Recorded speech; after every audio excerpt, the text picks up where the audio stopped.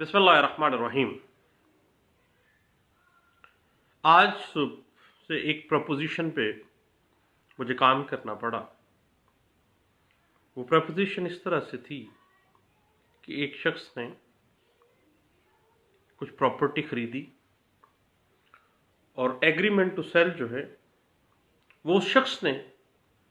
करके दिया जिसके पास जनरल पावर ऑफ अटॉर्नी था, और उसकी बुनियाद पर स्पेसिफिक परफॉर्मेंस में जाना था। तो कुछ काम हुआ तो कोर्ट से वापसी पे मैंने कहा अपने दोस्तों के साथ शेयर करते हैं। वक्ता बै जो है सेक्शन 54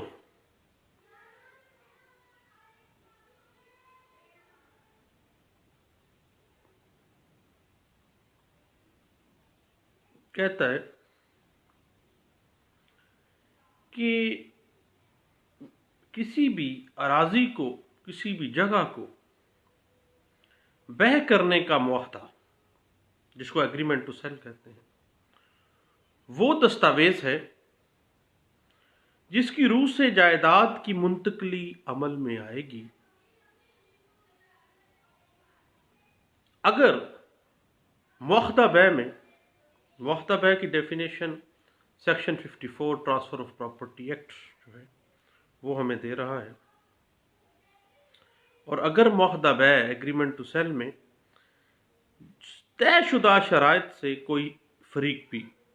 बाया या मुश्तरी इनखराफ करे या एग्रीमेंट टू सेल की शराइत से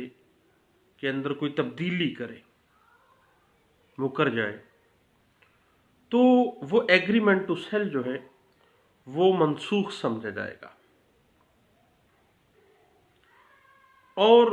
जब कोई पार्टी मुकर जाए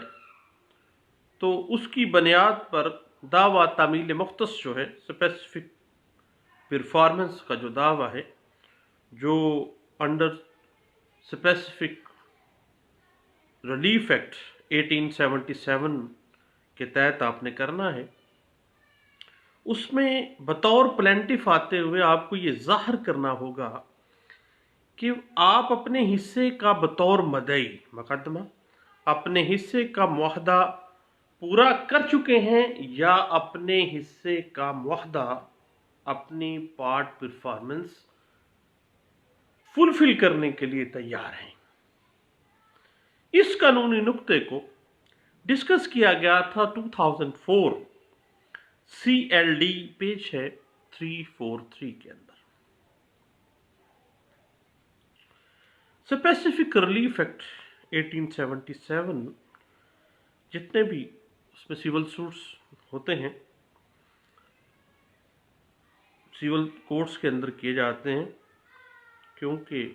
मुआहदा जहाँ पे भी आएगा उसकी फुलफिलमेंट, उस ओब्लिगेशन की फुलफिलमेंट, उस एग्रीमेंट की फुलफिलमेंट के लिए, तामील मुख्तस के लिए स्पेसिफिक परफॉर्मेंस एक्ट 1877 की दरसी ही आपको लेनी पड़ती है। स्पेसिफिक रिलीफ एक्ट 1877 की जो सेक्शन 12 है, उसमें वो तमाम केसेस जिनमें cases in which specific performance enforceable है उनकी लिस्ट दी गई है। और अदालत में सिर्फ अग्रीव्ड पर्सन आता है जिसने किसी शख्स के साथ कोई एग्रीमेंट किया, कॉन्ट्रैक्ट किया, और वो बाद में उसकी तामील करने से, उस एग्रीमेंट को फुलफिल करने से मुकर जाता है। तो इस हवाले से cases in which specific performance is enforceable section 12 specific relief act 1877 में दिया गया है। अब माबैन फरीकैन तहरीर शुदा जो एग्रीमेंट टू सेल है, उसको अगर आप उसकी मनसूखी में जाते हैं कैंसिलेशन में आप जानना चाहते हैं, तो याद रखिएगा कि एग्रीमेंट टू सेल किसी की नॉन परफॉर्मेंस की वजह से बजाते खुद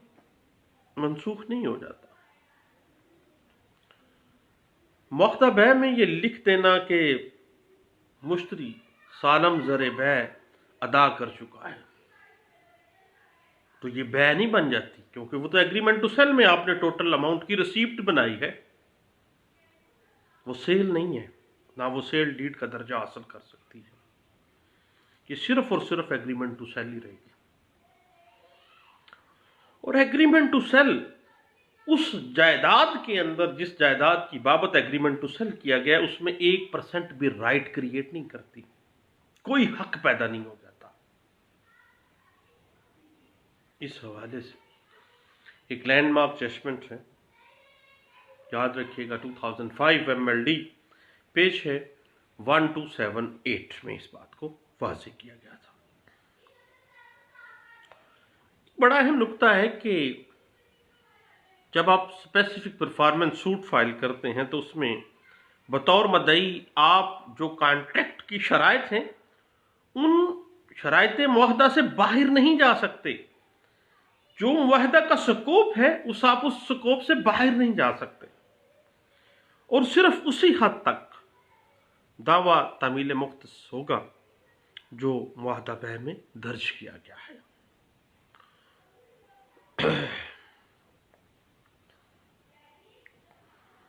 अगर मुआहदा बै को मनसूख करवाना है तो पहले बाया ने मनसूख करवाना है, पहले मुश्तरी को नोटिस देगा, और बगैर नोटिस मुआहदा बै जो है, एग्रीमेंट टू सेल है, उसको मनसूख करने का कानून कोई जवाज़ नहीं देता और कोई सुकम नहीं देता, कोई रास्ता नहीं देता। और हत्ता कि मुआहदा बै को मनसूख करना बगैर नोटिस दिए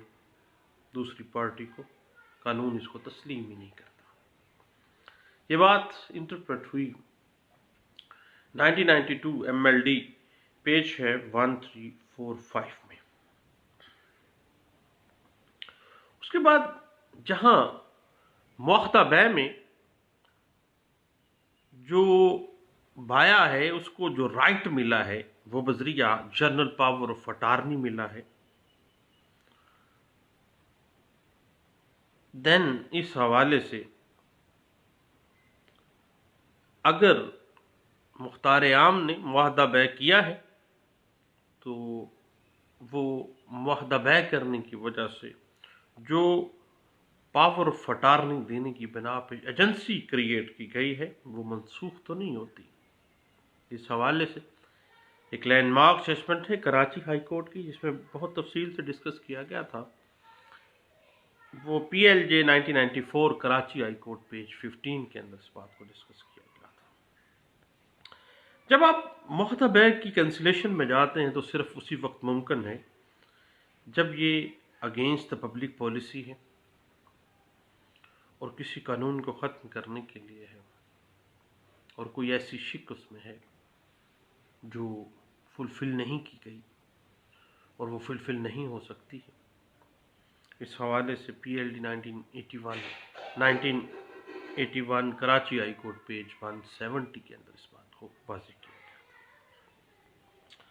था। अब जब तहाँ तक जर्नल पावर ऑफ अटार्नी का ताल्लुक है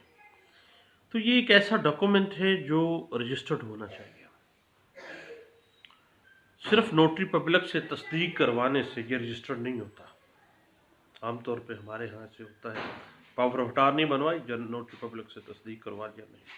उसको बाकायदा सब रजिस्ट्रार के पास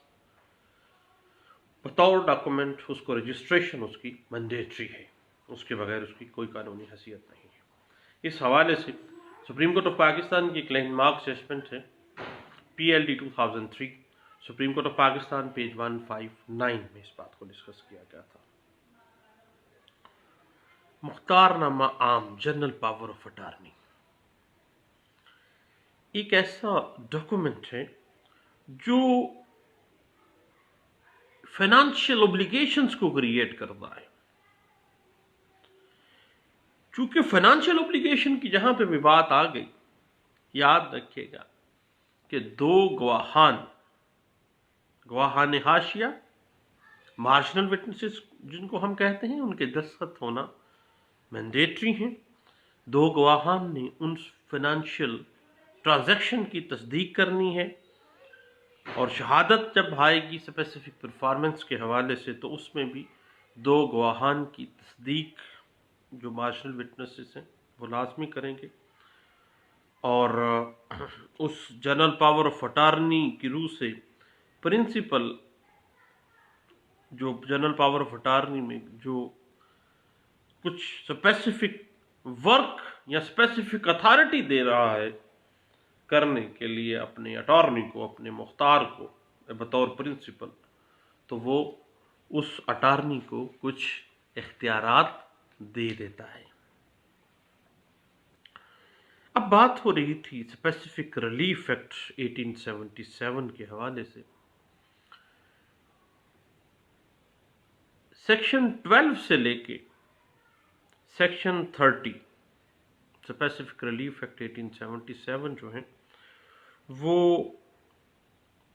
اسپیسیفک پرفارمنس آف کانٹریکٹس کے حوالے سے ہیں، جو مابین فریقین جو بھی کانٹریکٹس ہوئے ہیں۔ اور پہلے بھی بات کی کہ سیکشن 12 جو ہے اسپیسیفک ریلیف ایکٹ 1877، اس میں ان کانٹریکٹس کا ذکر ہے جو پرفارم کیے جا سکتے ہیں، جو انفورسیبل کروائے جا سکتے ہیں، اور قانون میں تمام جو محتجات ہیں وہ قابل تعمیل تو ہوتے ہیں، ماں سوائے ان محتجات کے، ان کانٹریکٹس کے، ان ایگریمنٹس کے جن پر خاص طور پر not specifically enforceable under section 21 specific relief act 1877 میں واضح طور پر کہہ دیا گیا کہ یہ جو کانٹریکٹس ہیں یہ اسپیسیفکلی انفورسیبل ہیں ہی نہیں، ان کی تعمیل کروائی ہی نہیں جا سکتی، بائنڈنگ کا درجہ نہیں رکھتے۔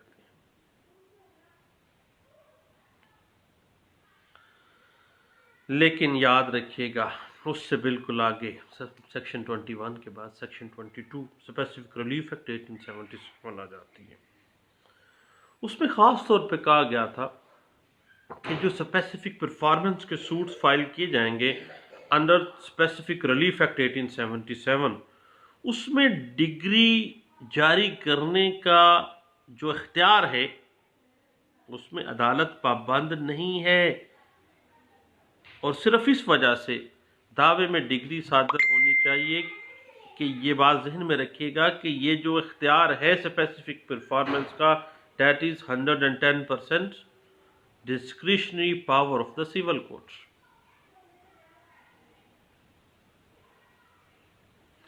لیکن یہ جو ڈسکریشنری پار ہے اسپیسیفک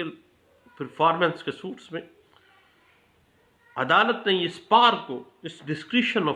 ڈسکریشنری پار کو ایکویٹی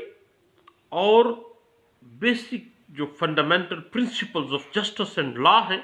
ان کو مد نظر رکھتے ہوئے انفورس کرنا ہے، ان کو مد نظر رکھتے ہوئے ڈگری کرنی ہے کہ کیا معاہدہ جات کی قانوناً تعمیل کروائی جا سکتی ہے، انفورسیبل ہیں یا نہیں ہے۔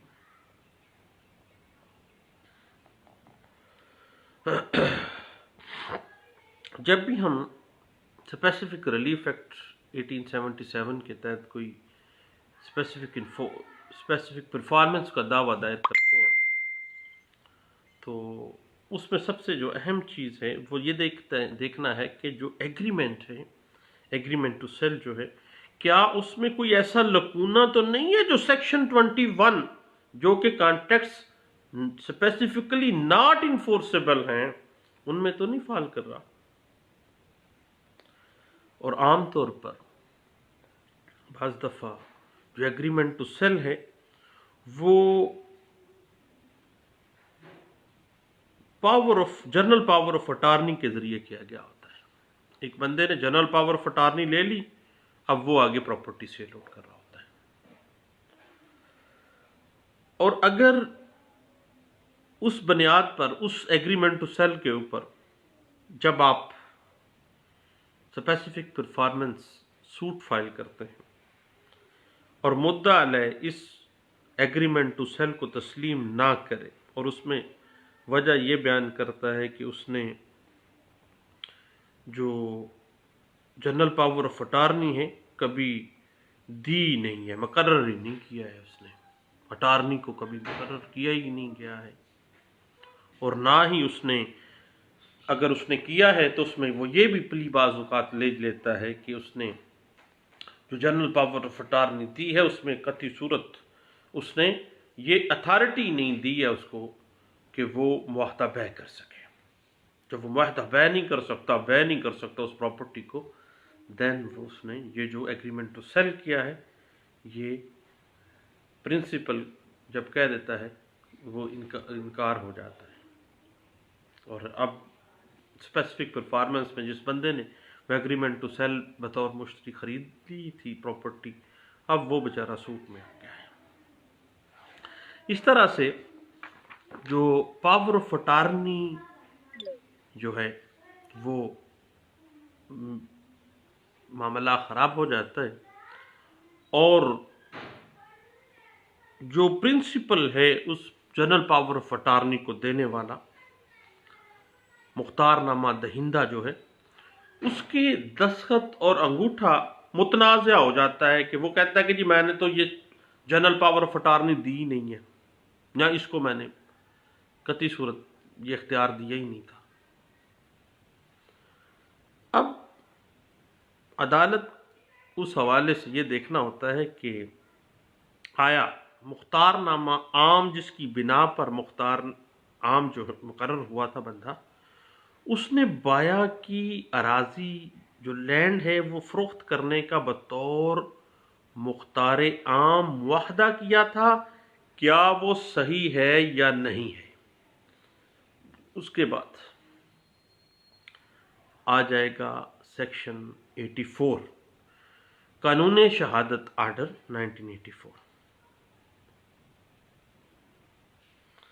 अब ये तय करने के लिए कि क्या पावर ऑफ अटार्नी पे दस्तखत अंगूठा उसी शख्स के हैं जो मुख्तारनामा आम का दहिंदा है, तो अदालत उस मुख्तारनामा दहिंदा को जो अदालत में हाजिर हुआ है उससे कह सकती है कि कोई लफ्ज़ तहरीर करे, ताकि उस तहरीर का मुतनाज़ा तहरीर या दस्तखत के साथ कंपैरिजन कर सके, खुद भी मुआजना करने का इख्तियार कानून शहादत आर्डर 1984 उसको दे रहा है। और सेक्शन 84 QSO के अंदर ये बात वाज़ेह भी है। और इस हवाले से एक लैंडमार्क जजमेंट भी है 2013 PCRLJ पेज है 493 के अंदर इस बात को वाज़ेह किया गया था। अब मामला उस वक्त बनता है जब किसी प्रॉपर्टी का जो property general power of attorney के ज़रिए एक अटार्नी को के हवाले की गई है, उसकी बुनियाद पर जब एग्रीमेंट टू सेल आप कर रहे हैं बतौर, जब आप ले रहे हैं बतौर मुश्तरी, तो अब उस जनरल पावर ऑफ अटार्नी को बहुत गौर से देखा जाना चाहिए था कि जो जनरल पावर ऑफ अटार्नी है उसमें कौन कौन से इख्तियारात मुख्तारनामा दहिंदा की तरफ से दिए गए हैं, और अगर जनरल पावर ऑफ अटार्नी की उन पार से, उन इख्तियारात से, उन अथॉरिटी से वो तजावज़ कर रहा है, तो उस मुख्तार आम का ये जो फेल है वो गैर कानूनी है और उस एग्रीमेंट टू सेल की कानून में 0/0 हैसियत है। इस हवाले से 2005 MLD पेज 1940 हमें सपोर्ट करती है।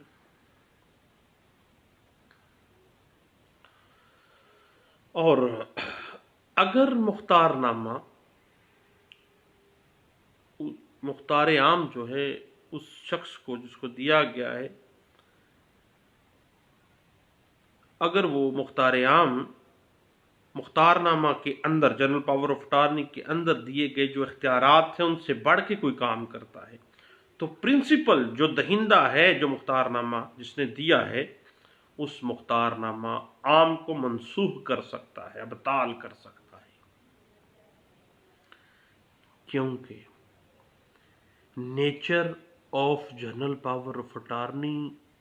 یہ ہے کہ مختار نامہ عام ایک دستاویز ہے جس کی روح سے ایک مختار عام مقرر کیا گیا ہے۔ اور یاد رکھیے گا، یہ بڑا اہم پوائنٹ ہے کہ جب مختار نامہ دہندہ جو ہے اگر وہ فوت ہو جاتا ہے یا وہ دیوالیہ ہو جاتا ہے، دین جنرل پاور آف اٹارنی جو اس نے دی ہے خود بخود ختم ہو جاتی ہے، اور اس پاور آف اٹارنی کی بنیاد پہ دیا گیا جو ایگریمنٹ ٹو سیل ہے اس کی حیثیت قانون میں کیا ہے؟ 0/0، کچھ بھی نہیں۔ اس بات کو بڑے اچھے انداز سے ڈسکس کیا گیا پچھلے دنوں، پڑھنے کے قابل ہے case. PLD 2005 Peshawar high court کا فیصلہ ہے، پیج 238 کے اندر اس بات کو واضح کیا گیا تھا۔ اب جہاں تک اسپیسیفک ریلیف ایکٹ 1877 ایک نایاب بڑا اعلیٰ قانون ہے جو کہ پاکستان میں ایکوٹی اور انصاف کے جو تقاضے ہیں ان کو انفورسبل کرواتے ہوئے واضح کرتا ہے، اور ایک موویبل اور اموویبل پراپرٹی کا قبضہ دلوانے کے علاوہ انفورسبل کانٹریکٹس انفورسبل جو نہیں ہو سکتے ہیں، قابل تعمیل نہیں ہیں، اور جو معاہدہ ایگریمنٹ ٹو سیل ہے کسی بھی پراپرٹی کے حوالے سے اس کی اسپیسیفک پرفارمنس کی ڈگری دینے کے ثوابدیدی اختیارات جو ہیں وہ عدالت کو دے رہا ہے under section 22 specific relief act 1877 کے اندر یہ واضح ہے، اور اس کے بعد یہ واضح کرتا ہے کہ کون کون سے جو کانٹریکٹس ہیں وہ انفورسبل ہیں اور جن کی اسپیسیفکلی انفورس کروایا جا سکتا ہے، اور کون کون سے ایسے کانٹریکٹس ہیں جن کی تعمیل نہیں کروائی جا سکتی اسپیسیفکلی، اور دعویٰ تعمیل مختص کے خارج ہونے کے ایفیکٹس کیا ہوں گے، اور ریکٹیفیکیشن آف ڈاکومنٹس کے حوالے سے یہ واضح کرتا ہے۔ ریسیور سے متعلقہ تمام قانون اس کے اندر موجود ہے، اور اس کے علاوہ انجیکشن ہم نے جو عدالت سے لینا ہے حکم امتناعی دوامی، اس کو یہ ڈیل کرتا ہے، اور اس کے اوپر فرداً ہم نے مختلف ٹاپک وائز ہم نے اس پہ ڈسکس آلریڈی کر چکے ہیں، آپ یوٹیوب پہ سرچ کر سکتے ہیں اور اس کو سن سکتے ہیں۔ لیکن ایک بات ہے کہ قطعی صورت لا لیکچرز نہیں ہیں، یہ بنیادی طور پر قانونی نقطہ کسی بھی کیس کا اس کے اوپر گپ شپ ہے، اور اس کو گپ شپ کے طور پہ لیں، اور ہمیشہ اس وقت اس کو سنیں جس وقت آپ بالکل فارغ ہوں، کوئی کام کرنے والا نہ ہو، دین آپ سن سکتے ہیں اور اس کو گپ شپ کے موڈ میں لیجیے گا۔ قطعی صورت یہ لیکچر وغیرہ نہیں ہے۔ لیکچر کا لفظ اس وجہ سے استعمال کیا جاتا ہے تاکہ سرچ کرنے میں آسانی ہو سکے۔ بہت شکریہ، تھینک یو، اللہ حافظ۔